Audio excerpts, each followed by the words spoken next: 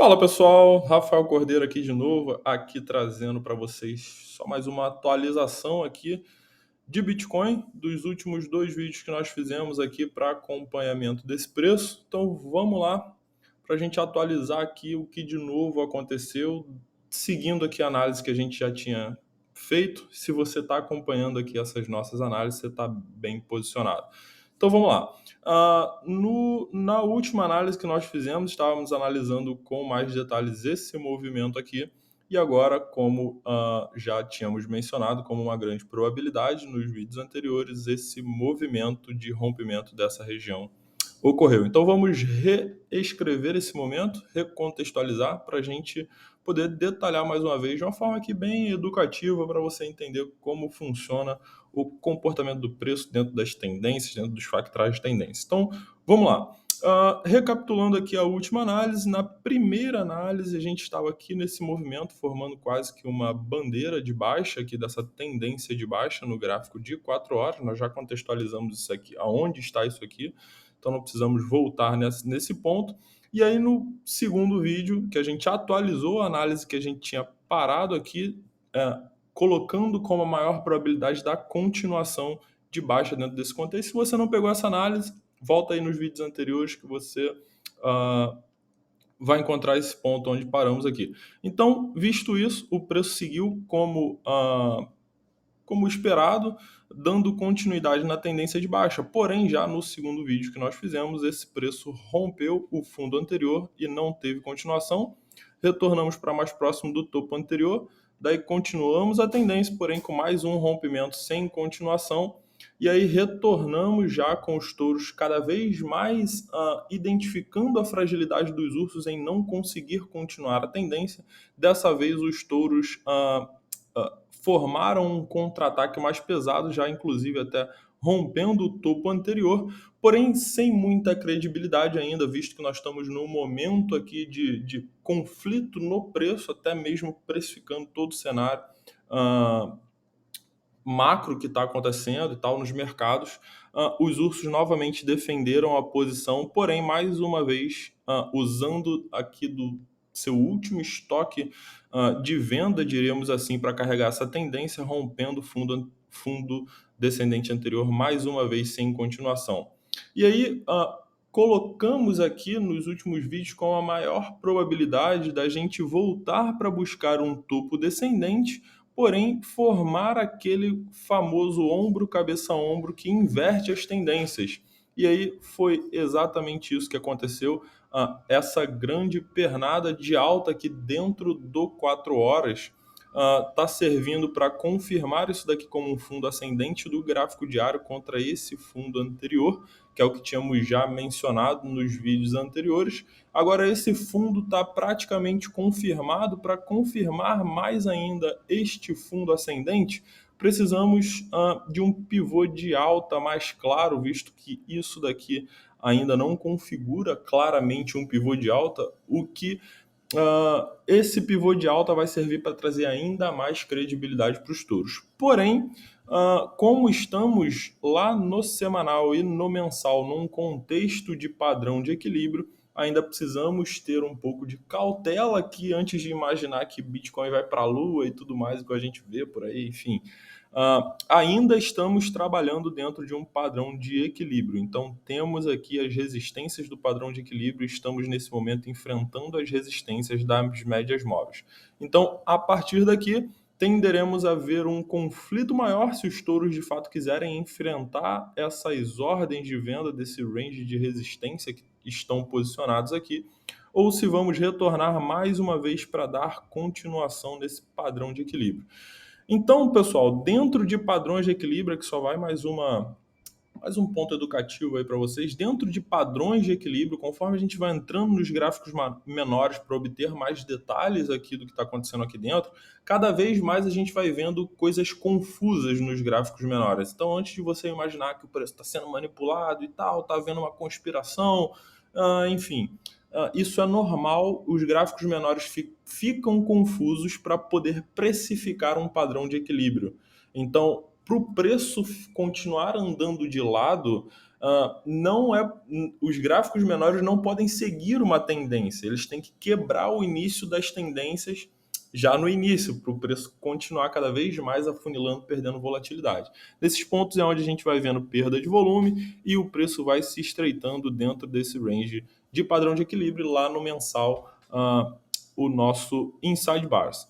Porém, aqui, para atender algumas dúvidas que surgiram lá no nosso grupo Família Cripto, foi levantado a questão de que, como mencionamos, que isso daqui é uma zona de conflito entre touros e ursos para ou dar continuação na tendência de baixa ou confirmar o fundo ascendente usando como base o fundo anterior do gráfico diário. Como a gente entende que estamos lutando numa zona de conflito, é natural que em determinados momentos similares a esse a gente vê um aumento no volume de negociações. Por quê? Quando o preço chega para enfrentar um suporte, ele precisa vender todas as ordens de compra que estão posicionadas ali em cima desse suporte. A mesma coisa acontece com uma resistência. Quando o preço vai enfrentar uma resistência, a gente naturalmente, se realmente os touros estão indo com o potencial de enfrentar a resistência, logo ao chegar próximo dessa região, a gente vê um aumento no fluxo de volume de negociações. Por quê? Os touros precisam comprar todas aquelas ordens de venda que estão sustentando essa resistência. O mesmo se dá para um suporte. Porém, veja, foi questionado que nesse movimento estávamos vendo os touros enfrentarem essa fragilidade dos ursos, então os touros atacando essa fragilidade dos ursos, porém aqui mais visivelmente no gráfico de uma hora não vimos volume condizente, digamos assim, que foi a questão lá levantada no nosso grupo. Aqui nessa região, onde os touros começaram de fato a imprimir esse contra-ataque, visto essa fragilidade dos ursos em dar continuação na tendência de baixa, foi justamente nesse ponto em que vimos uma grande diminuição no fluxo de negociações e foi justamente esse o momento do fatality dos touros aqui. Esse foi o ponto em que os touros viram como a maior fragilidade dos ursos até o momento, que foi no ponto em que, como os ursos estão dominando a tendência de baixa, os ursos precisam imprimir volume de negociações para dar continuação nesses movimentos.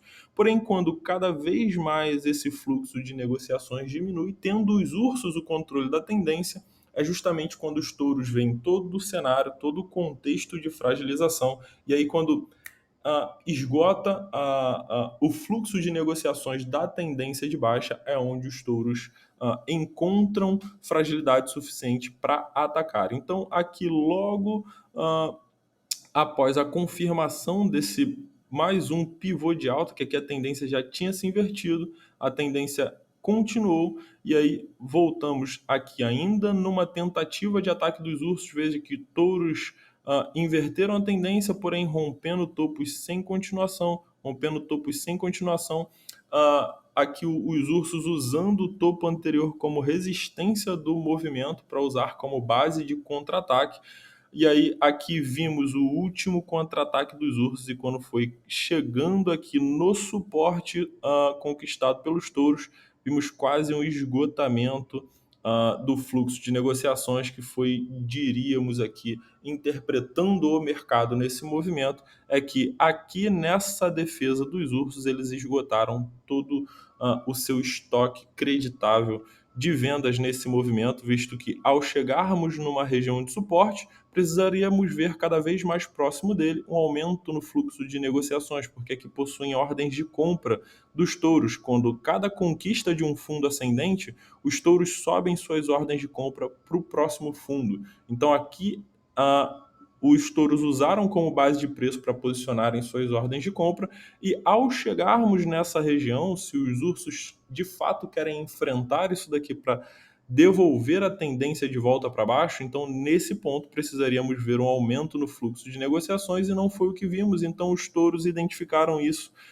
como uma grande fragilidade dos ursos, no sentido de que os ursos estão vindo em nossa direção e viram que estamos defendendo essa posição e eles recuaram. Então, nesse último recuo, foi quando os touros começaram a imprimir uma força gradativa. A gente vê isso no aumento gradativo de volume até o ponto que vencemos todas as resistências que os ursos colocaram no caminho, vencemos essa zona de conflito e agora a vitória é nossa, então vamos atacar com força e é exatamente isso que a gente consegue interpretar no mercado diante do que a gente enxerga no gráfico. Então, mais uma vez, reiterando, tudo que um trader precisa é de um gráfico de preços e uma boa interpretação de mercado, porque com a variação de preço acompanhada principalmente do fluxo de negociações, se você conjuga esses fatores com alguns outros conhecimentos base de mercado financeiro, você olha para o gráfico e entende o que acontece no mercado.